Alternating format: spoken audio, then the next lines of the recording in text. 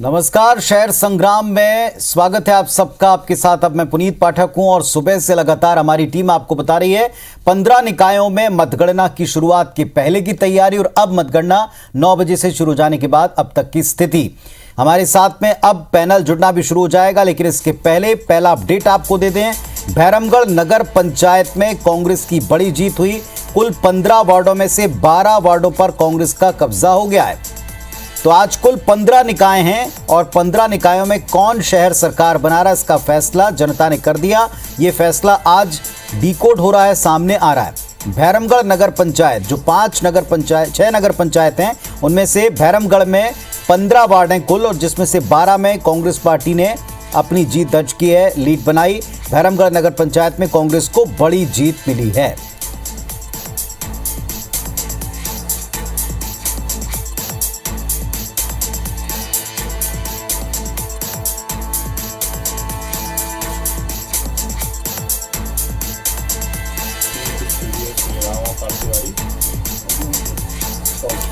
और के संतोष हमारे सहयोगी हमारे साथ में जुड़ गए हैं। जी बताएं, भैरमगढ़ नगर पंचायत से क्या अपडेट है?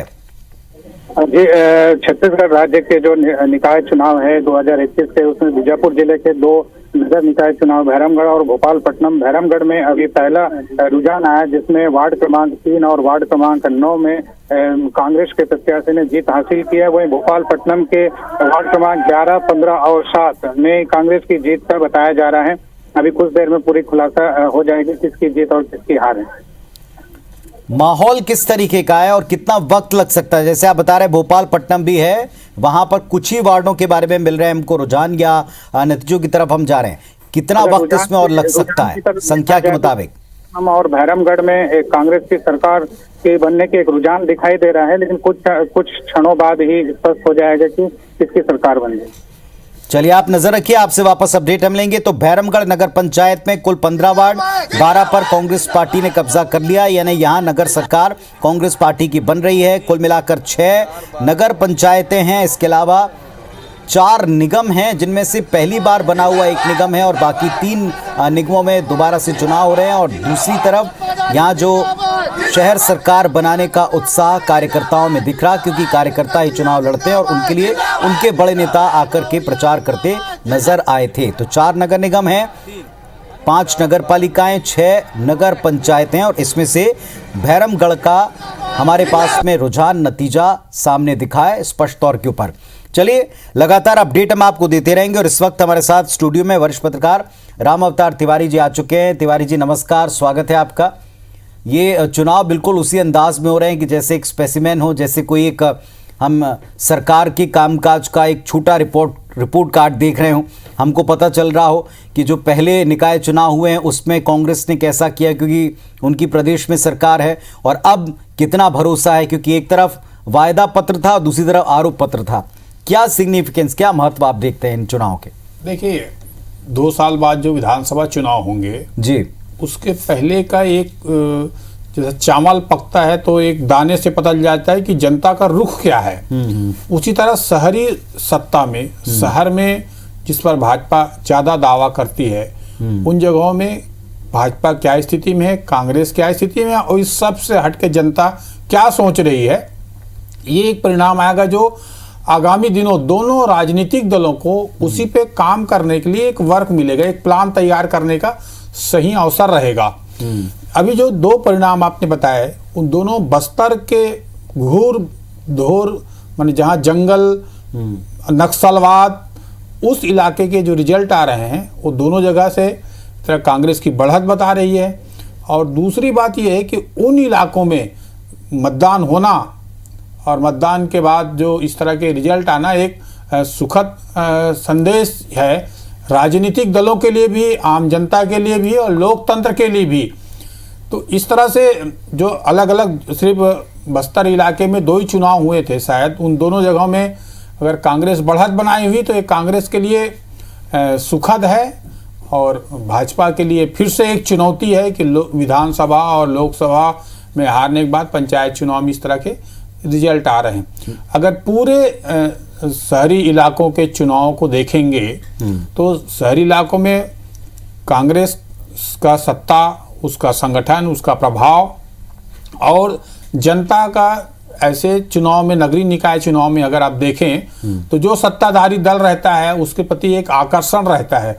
उस आकर्षण के पीछे कारण है कि वो सरकार है तो मद ठीक से मिल जाएंगे, हमारे क्षेत्र के विकास हो जाएंगे, और व्यक्तिगत जो जुड़ाव रहता है वो एक बड़ी भूमिका रहती है। इसके अलावा संगठन ने वहाँ पर किस तरह काम किया है, वहाँ पे प्रत्याशी का चयन कैसे हुआ है, उस प्रत्याशी चयन के बाद प्रबंधन किस तरह से हुआ है चुनाव के दौरान, ये सब चीज़ नगरीय निकाय चुनाव में क्या है, सीधे तौर पर जो लोकसभा चुनाव, विधानसभा चुनाव से अलग रहता है नगरीय निकाय चुनाव। इन चुनाव में व्यक्तिगत संपर्क और जो जिस तरह की छवि उस इलाके के उस प्रत्याशी की छवि कैसी है, वो एक बड़ी भूमिका रहती है। और क्योंकि चुनाव में बड़े जो राष्ट्रीय स्तर के मुद्दे, प्रादेशिक स्तर के मुद्दे काम ज़्यादा नहीं करते हैं, वहाँ पर के स्थानीय मुद्दे ज़्यादा काम करते हैं, स्थानीय प्रबंधन ज़्यादा काम करता है। और जिस तरह से प्रबंधन जो चुनाव में चलता है उसमें क्या स्थितियाँ हैं उसके आधार पर परिणाम देखने को मिलते हैं। जैसे जो चुनाव अभी आ रहे हैं वहाँ पूरे पिछले 15 दिन से जो दो बस्तर के दोनों आ रहे हैं, 15 दिन से वहाँ पर कवासी लखमा पूरी तरह से भिड़े हुए थे चुनावों को लेकर। तो एक सत्ताधारी दल का प्रभाव और मंत्रियों का, लगभग हर जगह सरकार ने अपने मंत्रियों को बड़ी जिम्मेदारी दे के लगाए, चुनाव के दौरान वहाँ भिड़ाया हुआ था, तो उसके कारण वो चीज़ थोड़ी सी प्रभावकारी दिखती है। बहुत सही बात आपने कही। और दूसरी बात ये कि बस्तर में और ख़ास तौर से सुदूर इलाके में बैरमगढ़, भोपालपट्टनम, वहाँ पर दो चीज़ों की और चुनौती थी। एक मुद्दा जो बीजेपी बार बार इन दिनों धर्मांतरण का उठा रही, और दूसरा मुद्दा उन इलाकों में जो खुलने वाले कैंप्स को लेकर एक सर्टेन इलाकों में कुछ जगहों के ऊपर विरोध की बात थी। इन सब के बीच सरकार का परफॉर्मेंस क्या लोगों को एक्सेप्ट है? तो ये साफ तौर पर 15 में से 12 वार्ड एक तरह से अगर हम एक तरफा देखें जीत, तो निश्चित तौर पर यह एक बड़ा संकेत मिल सकता है। चलिए एक और अपडेट अपने दर्शकों को दे दे। प्रेमनगर नगर पंचायत में 2 वार्डों पर निर्दलीय जीते हैं, और हमारे सहयोगी सुबह से बता रहे हैं कि निर्दलीय पार्टियों के कहीं ना कहीं टिकट चाहते थे, लेकिन कई बार उन्हें जहां टिकट नहीं मिलता वहां निर्दलीय चुनाव मैदान में उतरते हैं। बीजेपी ने अपने 100 ऐसे बागियों के ऊपर एक्शन लिया, लेकिन कांग्रेस पार्टी ने इंतजार किया, और अब ये निर्दलीय आगे शहर सरकार बनाने में किस तरफ जाते हैं, किसकी मदद करते हैं, ये भी देखना होगा। तो प्रेमनगर में कुल 11 वार्ड हैं, कांग्रेस 11 वार्डों में आगे चल रही, 2 वार्डों में बीजेपी आगे चलती दिखाई पड़ रही है। सबसे तेज सटीक रुझान नतीजे IBC 24 पर हमारे दर्शक देख पा रहे हैं। बता दें आपको, प्रेमनगर से जो कि नगर पंचायत है, 2 वार्डों पर निर्दलीय जीत गए, यानी वहां क्लियर कट नतीजे आ चुके हैं। 11 वार्डों में कांग्रेस पार्टी आगे चल रही है और 2 वार्डों में बीजेपी लीड करती दिखाई पड़ रही है। और हमारे साथ कांग्रेस पार्टी से वरिष्ठ नेता सुरेंद्र शर्मा जी भी जुड़ गए। सुरेंद्र जी सुप्रभात, नमस्कार, स्वागत है आपका IBC 24 पर। कांग्रेस पार्टी के लिए लगातार अच्छी खबरें हैं। भैरमगढ़ में जो नगर पंचायत है, कुल 15 में से 12 वार्ड कांग्रेस ने जीत लिए हैं, और अभी हम प्रेमनगर का भी दिखा रहे हैं, 11 वार्डों में कांग्रेस पार्टी आगे चल रही है। यहां कांग्रेस पार्टी के सरकार के कामकाज को लेकर बहुत से प्रश्न और आरोप थे बीजेपी के, शुरुआती दौर में सही, लेकिन ये जो रुझान है, जो नतीजे हैं, उनको कांग्रेस पार्टी के प्रतिनिधि के नाते आप कैसे देख रहे हैं? क्या यही बड़े नतीजों में भी तब्दील होगा? निश्चित रूप से। ये पाठक जी आप समझ लीजिए कि जो रुझान आपको भैरमगढ़ से मिल रहे हैं, प्रेमनगर से मिल रहे हैं, वही रुझान आपको बिरगांव में देखने को मिलेगा, रिसाली में देखने को मिलेगा, और जितने भी निकाय के चुनाव हो रहे हैं लगभग सभी जगह परिणाम उसी तरह के होंगे। कारण ये है कि भारतीय जनता पार्टी ने सबसे बड़ी गलती ये की कि उन्होंने अपना आरंभ भी नकारात्मक दृष्टि से किया। आज तक चुनाव में कोई सरकार आरोप पत्र नहीं लाती। सरकार में कोई भी पार्टी जो है चुनाव में जाती है तो सकारात्मक रूप से वो एक घोषणा पत्र लाती है, संकल्प पत्र लाती है, या जनता के सामने कहती है कि भाई आप हमको अवसर देंगे तो हम इस तरह के काम करना चाहेंगे। तो दरअसल में पिछले 3 सालों में माननीय भूपेश बघेल जी के नेतृत्व में छत्तीसगढ़ की सरकार ने जिस ढंग से काम किया है, चाहे ग्रामीण क्षेत्र हो चाहे शहरी क्षेत्र हो, तो निश्चित ये क्या हुआ है कि दरअसल छत्तीसगढ़ बनने के बाद जिस तरह से प्राथमिकताएं तय की है कांग्रेस पार्टी ने, तो उस प्राथमिकता को छत्तीसगढ़ की जनता ने स्वीकार किया है कि हम भव्यता के पहले पेट भरना चाहते हैं, हम भव्यता के पहले लोगों को सबल बनाना चाहते हैं। हम आम आदमी की समृद्धि को प्राथमिकता देते हुए काम कर रहे हैं। इस दृष्टि से लोगों को पेयजल उपलब्ध हो, अच्छी शिक्षा के लिए स्वामी आत्मानंद स्कूल का, अंग्रेजी स्कूल का, हिंदी मीडियम को भी अब उसी तरह से आदर्श स्कूल में तब्दील करने का प्रयास हो रहा है। इन सारी बातों को देखते हुए मैं ये बात निश्चित रूप से कह सकता हूं कि जो परिणाम भैरमगढ़ के हैं, जो परिणाम प्रेमनगर के हैं, लगभग उसी तरह से 19-20 का परिणाम पूरे छत्तीसगढ़ के 15 निकायों में आएगा। जी चलिए, लेकिन यहाँ पर तिवारी जी ये भी हमने लगातार चर्चाओं में सुना है, देखा है कि जो शहरी इलाके हैं उसके लिए सरकार ने क्या किया, ये सवाल भी बार बार उठाया गया, क्योंकि ग्रामीण इलाकों में ग्रामीण अर्थव्यवस्था पर सरकार का फोकस डे 1 से, पहले दिन से दिखा है। इसके बाद जब निकाय चुनाव भी हुए सरकार बनने के बाद कांग्रेस की, उसमें भी हमने कांग्रेस पार्टी का क्लियर कट दबदबा देखा। लेकिन बीजेपी ने जोर शोर से प्रचार किया कि शहरी आबादी और मिडिल वर्ग के लिए बहुत कुछ नहीं था। क्या अब की बार आपको लगता है कि उस बात को रजिस्टर किया होगा, क्योंकि अभी भी एकदम घोर शहरी जो क्षेत्र हैं बड़े, उनका नतीजा आना बाकी? बहुत सही सवाल किया पाठक जी आपने। अगर पूरा देखेंगे सरकार का कामकाज पूरा ग्रामीण अर्थव्यवस्था पर रहता है, इसलिए शहरी क्षेत्रों में निश्चित तौर पे जिस तरह से काम भाजपा सरकार के समय हुए वैसा काम नहीं हुए। अगर दोनों सरकारों की तुलना में देखेंगे, इसके 2 कारण हैं। एक कोरोना हो सकता है, दूसरा सरकार के सामने आर्थिक संकट हो सकता है, तीसरा ये भी हो सकता है कि इच्छा शक्ति का अभाव भी हो सकता है। तीनों चीजें के बावजूद भी ये अगर एक कांग्रेस आ रही है तो उसका प्रबंधन ही महत्वपूर्ण माना जाएगा, क्योंकि नगरीय निकायों के, ज़्यादातर नगरीय निकायों में जो खबरें आती है उनकी आर्थिक हालत उतनी अच्छी नहीं है। वहाँ पर अलग अलग तरीके से खुद नगरीय निकायों को आत्मनिर्भर कैसे बनाया जाए, वहाँ पे नए नए कर के प्रावधान कैसे तैयार किए जाए, जनता के जो वादे किए हैं उन वादों को कैसे पूरा किया जाए, इसमें लगातार कांग्रेस पार्टी संगठन दोनों जुटी हुई है। उसके बावजूद भी जिस तरह से नगरीय निकायों को मदद मिलनी चाहिए आर्थिक तौर पर, वैसी आर्थिक तौर पर मदद, वैसे विकास के काम, उस तरह की गति पिछले 3 सालों में देखने को नहीं मिली है। ये अगर भाजपा के आरोप हैं, इस आरोप में दम तो है और हकीकत में ये दिखता भी है।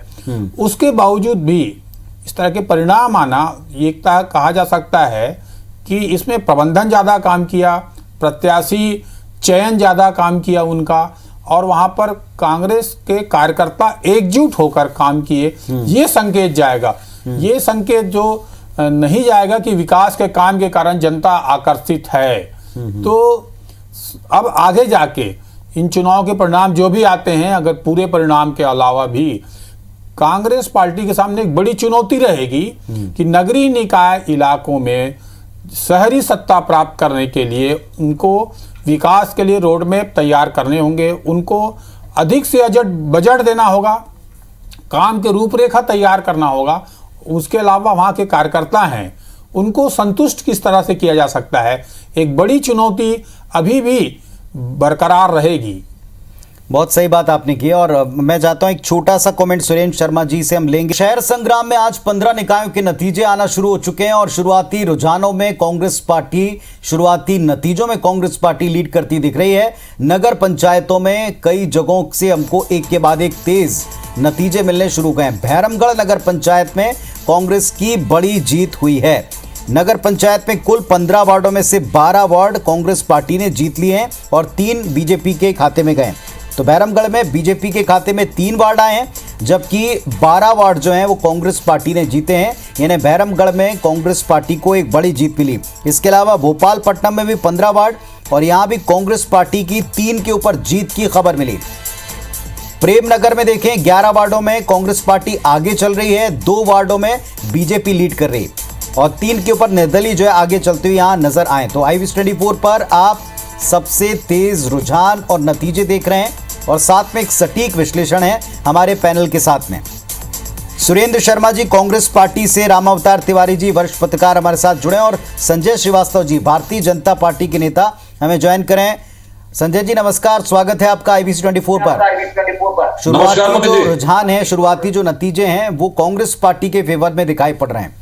आपको लग रहा है कि प्रदेश में सरकार है कांग्रेस पार्टी की, इस बात का असर है, या फिर कांग्रेस पार्टी का कहना है कि आपने नकारात्मक आरोप पत्र से शुरुआत की, अपने विजन से नहीं की? ये जनता का उस पर जवाब है।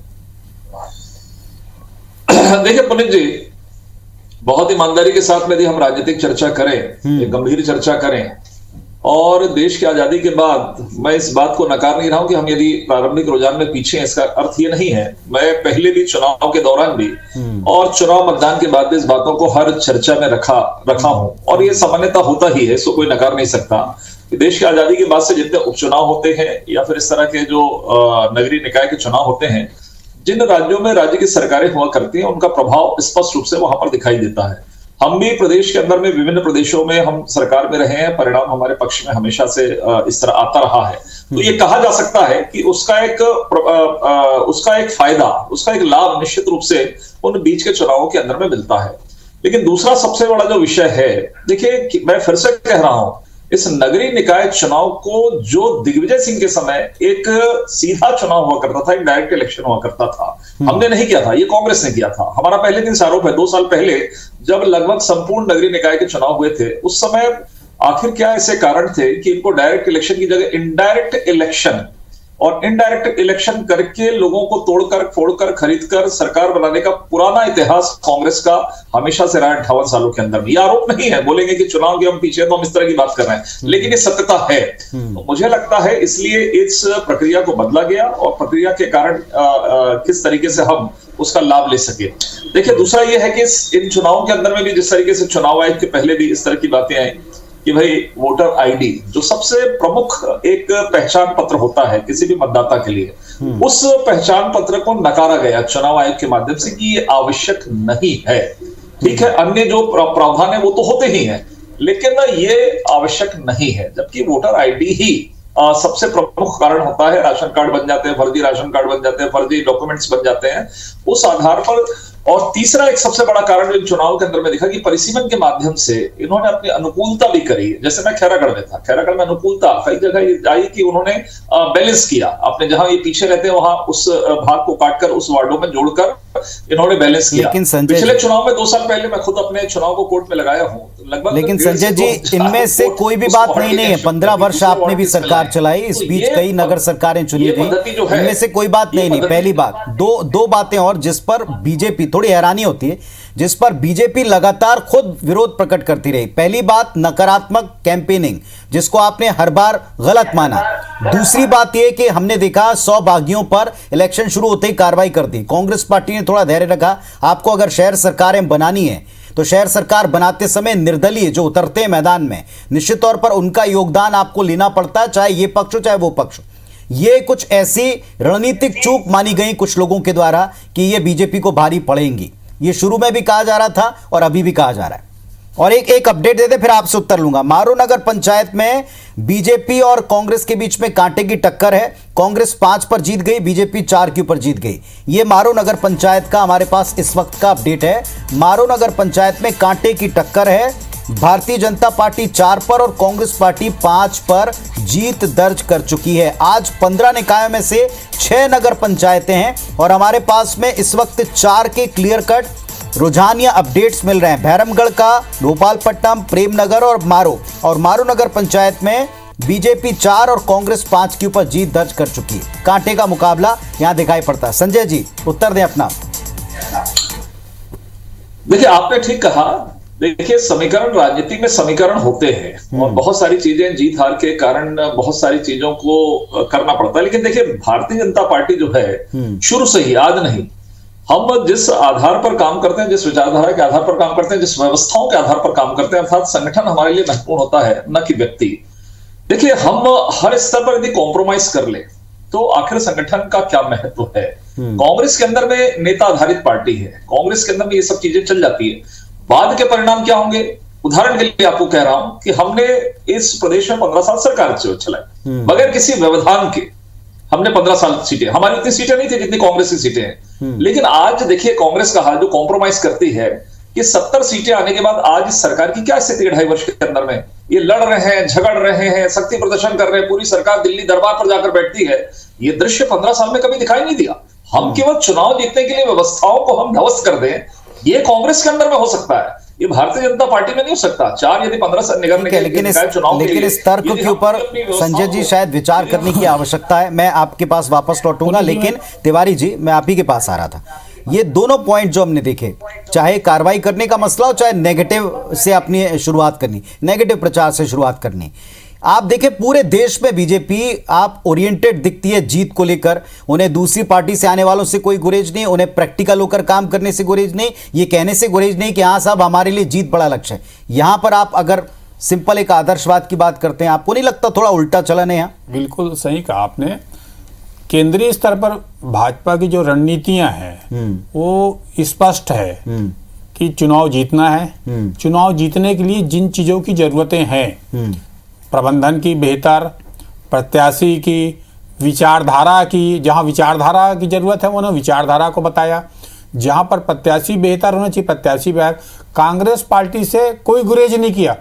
अभी पिछले अगर 5-7 सालों में देखें तो कांग्रेस के बड़े बड़े नेताओं को लाया, उनको विधायक टिकट दिया, मंत्री बना दिया और सब दिया। उन्होंने अपनी जीत का पहला लक्ष्य जीत रखा। तो ये और नकारात्मक चीज़ों, अब जब सत्ता में रहते हैं तब वो बात बोलेंगे कि नकारात्मक प्रचार कर रहे हैं, और जब विपक्ष में रहते हैं तो बात जो है अलग अलग तरीके से नहीं होनी चाहिए। बात एक ही होनी चाहिए कि किस तरह से आपके लोकतंत्र को मजबूत करने के लिए, लोकतांत्रिक व्यवस्था को अच्छा करने के लिए, एक अच्छा शासन देने के लिए किस तरह से काम, सकारात्मक काम किया जा सकता है, उस दिशा में काम करनी चाहिए। एक और पुनीत जी, दो रिजल्ट आए, उन दोनों रिजल्ट में बताना चाहता हूं मैं।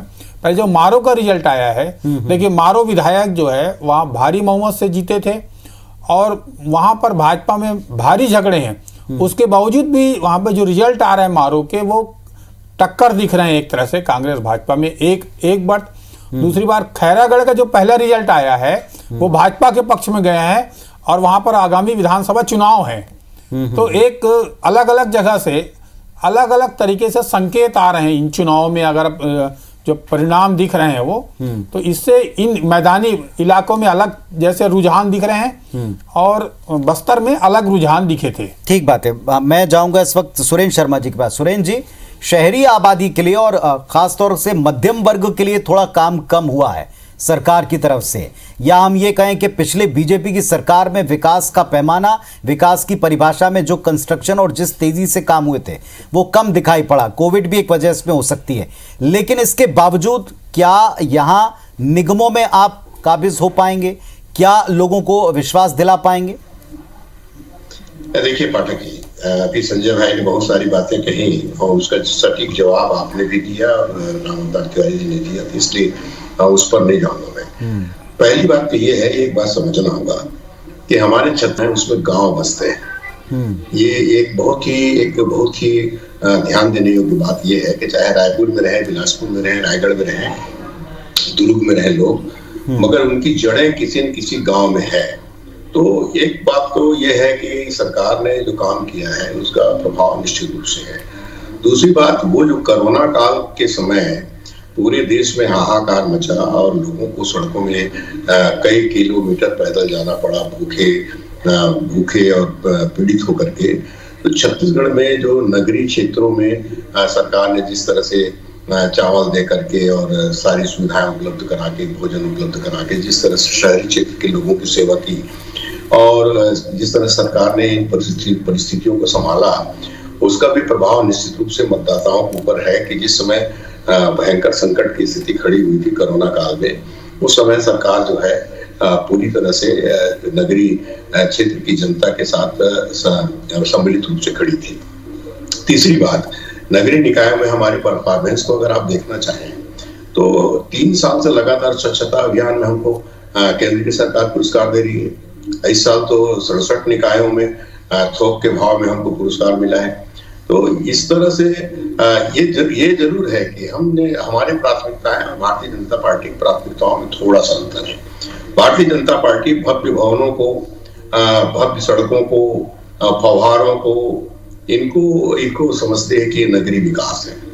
और कांग्रेस पार्टी का कहना यह है कि शिक्षा है, पेयजल है, आपकी साफ सफाई है, इसको हम प्राथमिकता दें। और वैभव भी जरूरी है, मगर वो पहले पेट भर जाए, पहले तन पे कपड़े हो, पेट में रोटी हो और सर पे छत हो, उसके बाद फिर जितनी जो वैभव की चीजें हैं उसका भी प्रयोग करेंगे।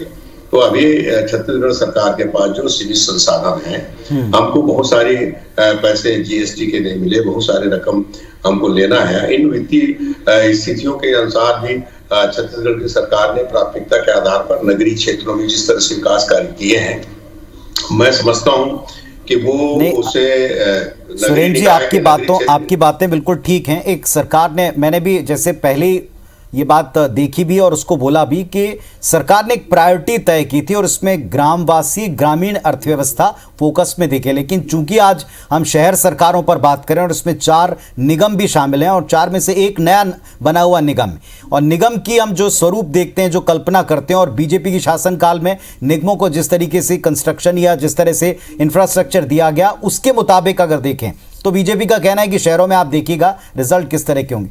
तो कांग्रेस को क्या उम्मीद है? वहां उस तरीके से, उस तेजी से काम नहीं होने की बात बीजेपी ने बार बार दर्ज की।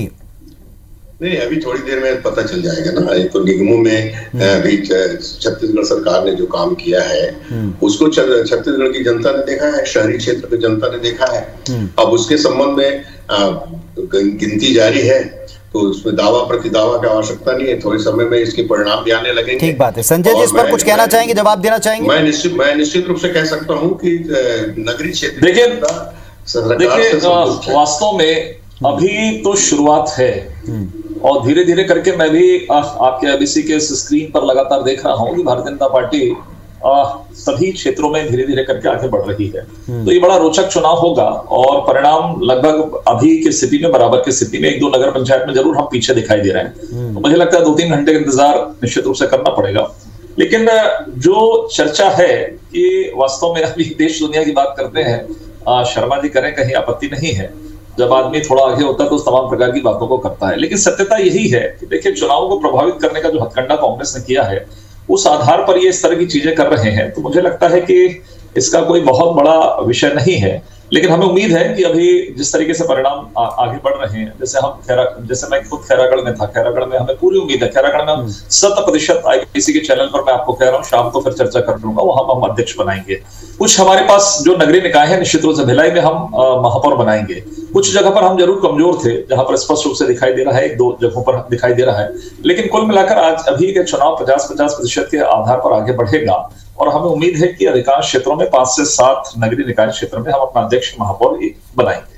चलिए देखते हैं। अब एक छोटा सा ब्रेक लेंगे और ब्रेक के बाद उस मुद्दे के ऊपर आएंगे जहां तिवारी जी ने भी सबसे पहले ध्यान दिलाया था कि बस्तर के वो ऐसी नगर पंचायतें जहां पर 2 बड़े महत्वपूर्ण विषय हैं और बीजेपी ने जोर शोर से इन्हें पिछले दिनों एजेंडा या मुख्य तौर पर उठाया भी है। एक उन इलाकों में धर्मांतरण, दूसरा स्थानीय प्रशासन से कुछ जो पुलिस चौकियां स्थापित की गई हैं, कैंप लगाए गए हैं, उनको लेकर नाराजगी। इसके बावजूद कांग्रेस पार्टी वहां अच्छी खासी निर्णायक लीड या जीत की तरफ बढ़ गई।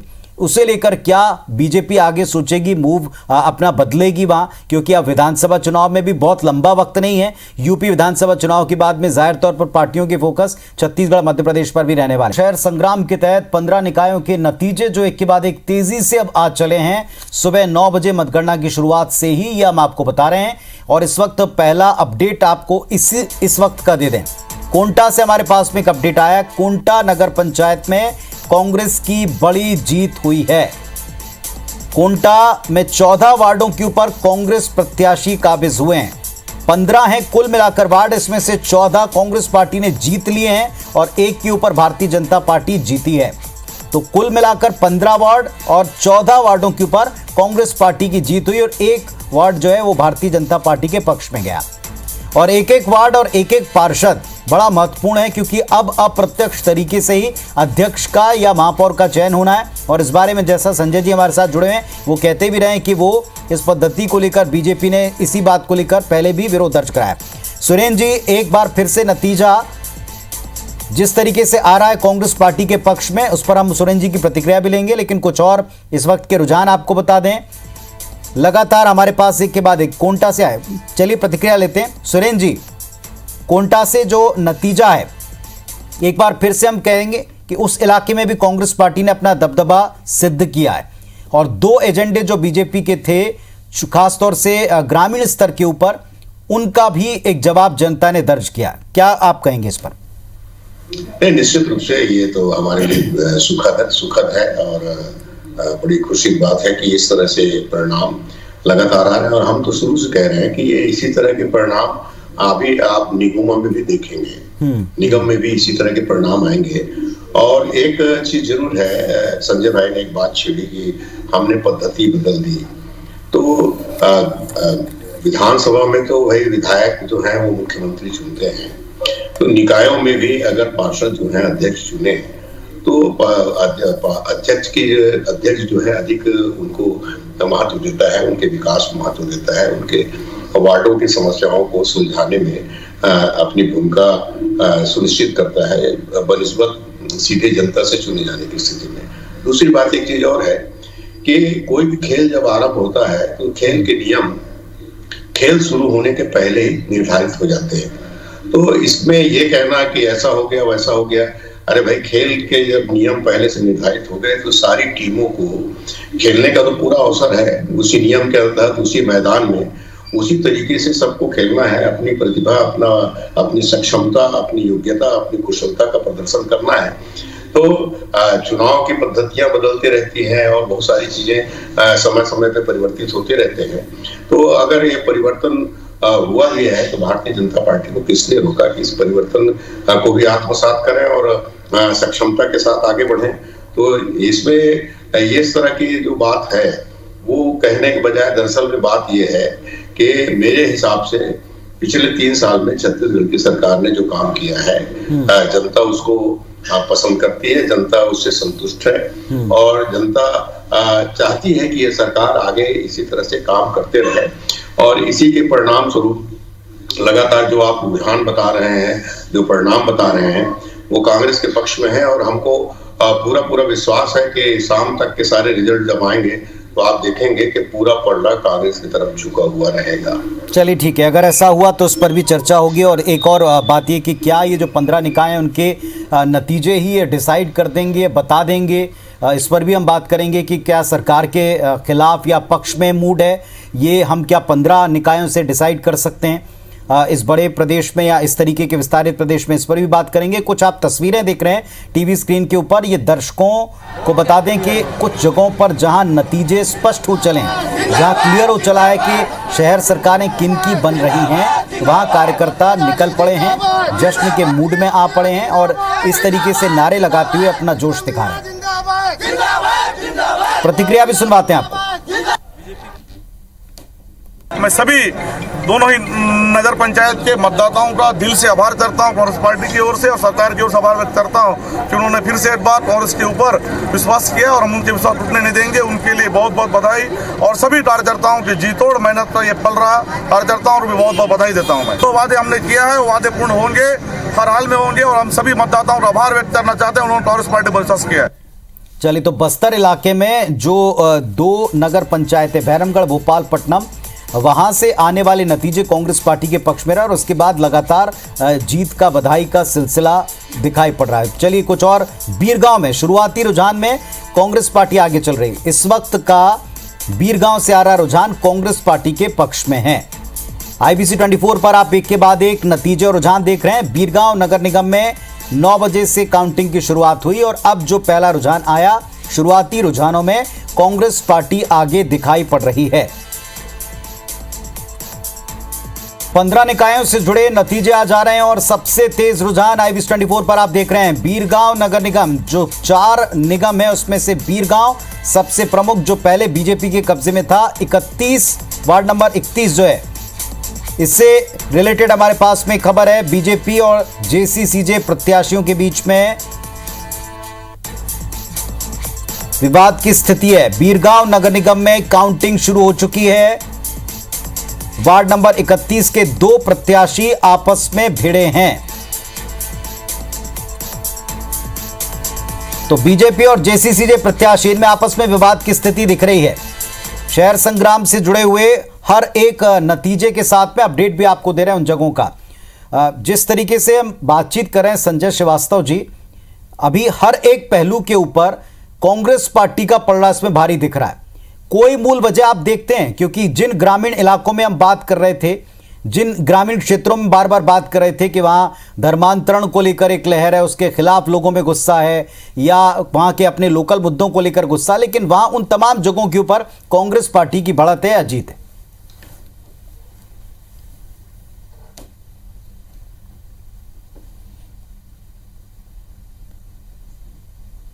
संजय जी, क्या आप सुन पा रहे हैं मुझे?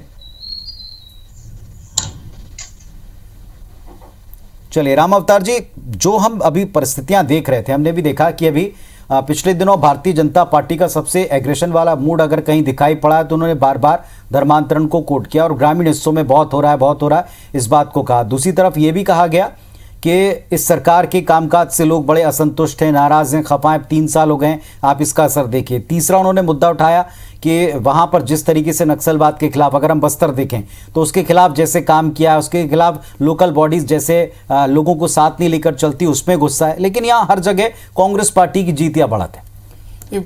धर्मांतरण का जो मुद्दा है वो बस्तर से ही निकला, एक एसपी के पत्र से, और लगातार भाजपा इस मुद्दे पर धरना, आंदोलन, प्रदर्शन और मुद्दे बाहर निकाल रही है। परंतु अगर चुनाव में देखेंगे तो चुनाव में ऐसा दिखता नहीं है। जो बस्तर के 3 जगह के परिणाम आए हैं वो तीनों जगह कांग्रेस अच्छी बढ़त के साथ आगे है।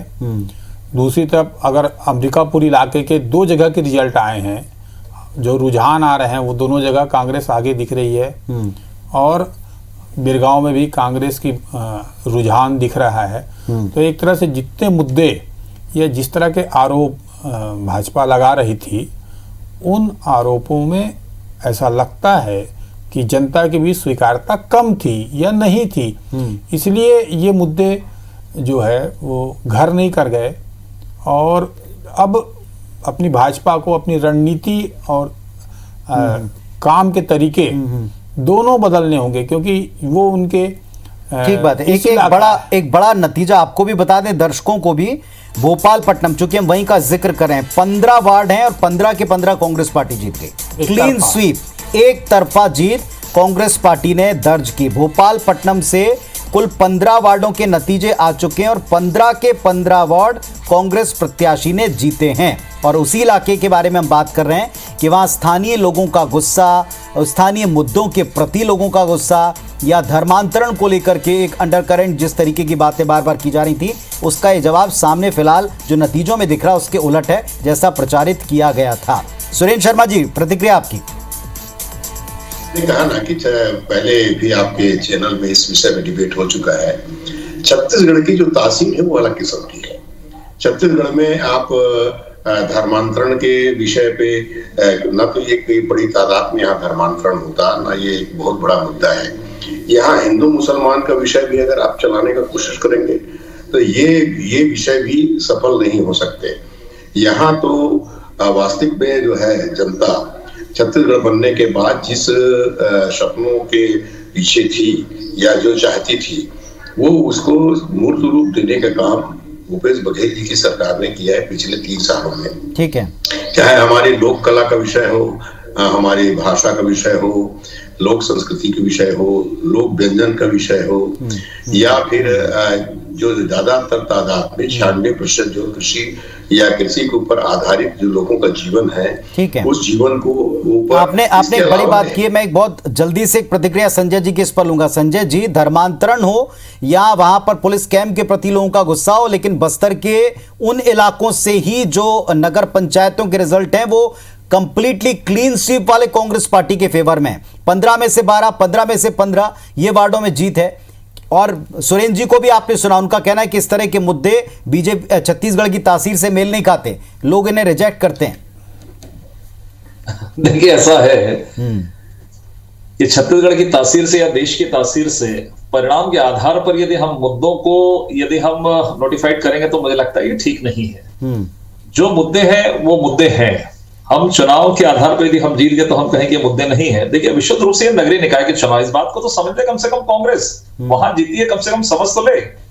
नगरीय निकाय चुनाव के जो मुद्दे होते हैं वो स्थानीय स्तर पर होते हैं, आम जनता की जो मूलभूत आवश्यकता होती है उसके लिए होती है, इस बात को मैं स्वीकार करता हूं। लेकिन सबसे बड़ा विषय अभी थोड़ी देर पहले कह रहे थे कि चुनाव के मैदान में है तो ईमानदारी के साथ में आना चाहिए, आरोप प्रत्यारोप नहीं लगाना चाहिए, सभी संसाधनों से करना चाहिए। अभी मैं सुन रहा था, आप भूल गए, ज्यादा दिन पुरानी बात नहीं है, जब आप हारते हैं तो ईटीएम मशीन और चुनाव आयोग पर आरोप लगा लेते हैं। आप शायद भूले नहीं होंगे, मुझे लगता है कि कांग्रेस पुरानी पार्टी है, उनकी याददाश्त इतनी कमजोर नहीं होगी। तो मुझे लगता है कि इन सब चीजों पर गौर करना चाहिए। यदि एक चुनाव, दो चुनाव यदि हम जीत जाते हैं, उसके आधार पर यदि हम किसी को कटघरे में खड़ा करें। आप 15 वर्ष तक इस प्रदेश में सरकार में नहीं थे और हमारा खुला आरोप है, आप उत्तर दे सकते हैं शर्मा जी, चाहे हमारी कमजोरी समझे, आप हमारी कमजोरी समझे या जो कहें आप अपने शब्दों में कह सकते हैं, लेकिन ये तय है कि चुनाव को जीतने के लिए तमाम प्रकार की व्यवस्थाओं को क्यों ईवीएम मशीन को बदलकर आपने इसमें मतपत्र का विषय क्यों रखा, मतपत्र का विषय क्यों रखा, मतपत्र में हेरफेर होने की संभावना सबसे ज्यादा है। तो मुझे लगता, मैं खुद एक उसका अपवाद हूं कि मेरे खिलाफ में जिस तरीके से जाकर 2 दिन पहले वातावरण बनाकर घर घर जाकर कागज देना, ये देना, न्यूज चलवाना, तो ये कांग्रेस की पुरानी परंपरा है। चलिए फिर दोहराएंगे, लेकिन संजय जी के इनमें से कोई भी चीज नई नहीं है और चुनावी मैनेजमेंट में बीजेपी माहिर। जी तिवारी जी कुछ कहना चाह रहे हैं इस पर। देखिए, धर्मांतरण के जो मुद्दे हैं वो मुद्दे जहां हिंदू मुस्लिम ज्यादा हों वहां हो सकते हैं। दूसरा, एक धर्मांतरण के मुद्दे उठने के बाद क्या होता है, पानी, बिजली, सड़क, रोटी, कपड़ा, इस तरह के मुद्दे रह जाते हैं। तो जनता को अपनी ओर आसानी से अपनी तरफ आकर्षित करने के लिए मुद्दे हो सकते हैं, मगर लोगों को अंततः अपना पेट, अपना जीवन बेहतरी के भी रास्ते नहीं। और तिवारी जी एक बात जो जाना चाहिए तो ज्यादा अच्छा होगा। एक बात और उन्होंने खुद भी कही कि ये स्थानीय स्तर के चुनाव, लोकल स्तर के चुनाव हैं, लोकल ही प्रत्याशी हैं, लोकल ही कार्यकर्ता हैं। चलिए चलता रहेगा दिन भर डिस्कशन। आप सबका हम शुक्रिया करते हैं कि आपने वक्त दिया और हर पक्ष से एक और नए प्रतिनिधि हमारे साथ में जुड़ेंगे, उनसे बातचीत करते रहेंगे, अपडेट आपको देते रहेंगे। छोटा सा ब्रेक ले रहे, लौट रहे हैं।